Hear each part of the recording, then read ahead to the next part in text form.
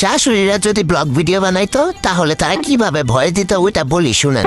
সকাল 6টায় ঘুম থেকে উঠে দেখলাম আমার বৌমা এখনো ঘুম থেকে উঠেনি। রাগে তো আমার শরীরটা জ্বলে গেল। এরপর আমি রাগ করতে করতে চলে গেলাম রান্নাঘরে। রান্নাঘরে গিয়ে কাজ কাম কিচ্ছু করলাম না, শুধু শুধু বাসনগুলোরে ধুমধাম করে ফেললাম, এখানে ওখানে আওয়াজ করলাম। তারপরও যদি দেখি নবাব জাতির ঘুম ভাঙে, কিন্তু ঘুমটা তার ভাঙেনি। এরপর হাতার নাম করে একটু বাইরে গেলাম। বাইরে গিয়ে যার যার সাথে আমার দেখা হলো সবাইকে বলে আসলাম যে আমার বৌমা এত বেলা হয়ে গেছে এখনো ঘুম থেকে উঠে নাই। এরপর চলে আসলাম বাড়ি এসে সোজা নিজের ঘরে গেলাম। মনে মনে ভাবলাম একটু ফোন করে সবাইকে জানিয়ে দেই যে আমার বৌমা এখনো ঘুম থেকে উঠেনি। এজন্য প্রথমে ফোন করলাম আমার মেয়েকে। সে ফোনটা ধরলো না, মনে হয় সারাদিন অনেক কাজ করে তো অনেক টায়ার্ড ছিল, এই জন্য এত সকালে ঘুম থেকে উঠতে পারে নাই। এরপর এক এক করে সবাইকে ফোন দিলাম, মাকে ফোন দিলাম, বোনকে ফোন দিলাম, আত্মীয় স্বজন যারা আছে সবাইকে ফোন দিলাম। ফোন দিয়ে সবাইকে এই সুযোগে জানিয়ে দিলাম যে আমার বৌমা এতটা বাজে এখনো ঘুম থেকে উঠে নাই। শ্বশুর শাশুড়ির প্রতি তার যে দায়িত্ব নাই এগুলো বলে দিলাম। এরপর আমি আর কি করব, টিভিটা চালিয়ে একটু টিভি দেখতে বসলাম।